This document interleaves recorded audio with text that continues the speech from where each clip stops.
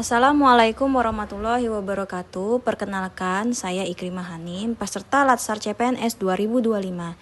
Di sini saya akan memaparkan resume submateri kegiatan kesiapsiagaan bela negara yang ada pada modul 3 agenda 1 dan contoh tata tempat kegiatan resmi. Baiklah, saya awali dengan konsep yang pertama, yaitu konsep kesiapsiagaan bela negara. Kesiapsiagaan bela negara adalah suatu keadaan siap siaga yang dimiliki oleh seseorang, baik fisik, mental, maupun sosial, dalam menghadapi situasi kerja beragam yang dilakukan berdasarkan sikap dan tekad secara ikhlas dan sadar disertai kerelaan berkorban sepenuh jiwa raga yang dilandasi oleh kecintaan terhadap Negara Kesatuan Republik Indonesia berdasarkan Pancasila dan Undang-Undang Dasar 1945 untuk menjaga, merawat, dan menjamin kelangsungan hidup berbangsa dan bernegara. Siapsiagaan bela negara dalam Latsar CPNS. Dalam berbagai bentuk pemahaman konsep seperti kemampuan setiap CPNS untuk memahami dan melaksanakan kegiatan oleh rasa, olah pikir, dan olah tindak dalam pelaksanaan kegiatan perprotokolan, termasuk pembinaan pola hidup sehat, disertai pelaksanaan kegiatan pembinaan dan latihan ketangkasan fisik dan pembinaan mental sekaligus akan memberikan pembinaan, pemahaman, praktek latihan aplikasi, implementasi wawasan kebangsaan, dan analitis strategik. Selanjutnya, manfaat kesiapsiagaan bela negara. Membentuk sikap, disiplin waktu, aktivitas, dan pengaturan kegiatan lain.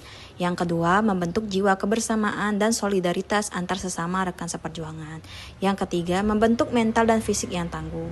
Keempat, menanamkan rasa kecintaan pada bangsa dan patriotisme sesuai dengan kemampuan diri. Yang kelima, melatih jiwa leadership dalam memimpin diri sendiri maupun kelompok dalam materi team building.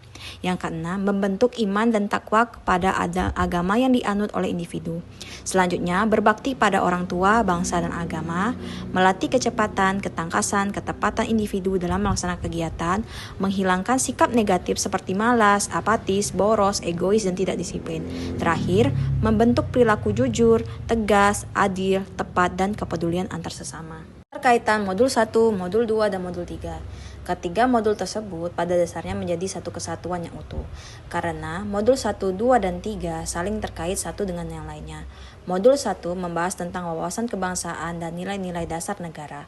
Modul 2 membahas tentang isu kontemporer dan cara untuk melakukan analisis isu strategis kontemporer yang terjadi di lingkungan masyarakat Indonesia.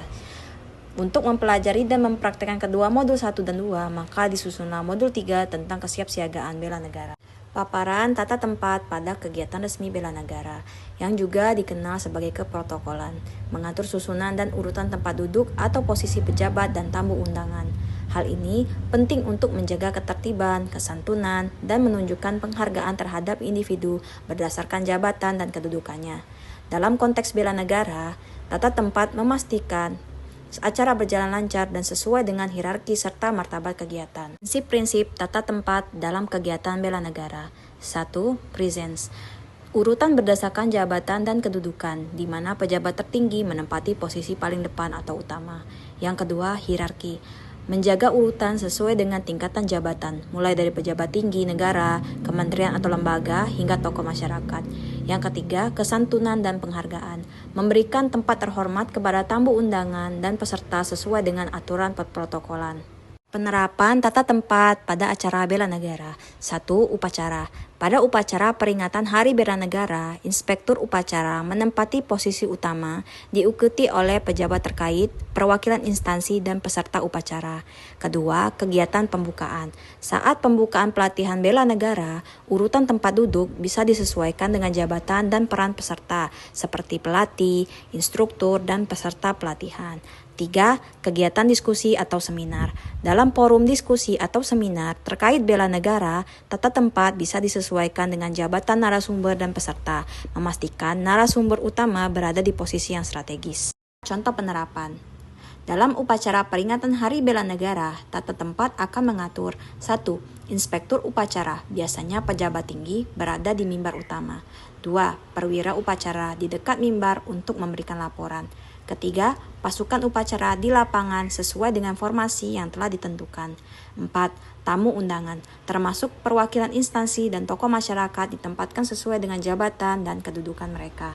Selesai penjelasan dari saya mengenai resume submateri kegiatan kesiapsiagaan bela negara yang ada pada modul 3 agenda 1 dan contoh tata tempat kegiatan resmi. Semoga penjelasan singkat saya dapat dipahami secara keseluruhan. Terima kasih, saya akhiri. Wassalamualaikum warahmatullahi wabarakatuh.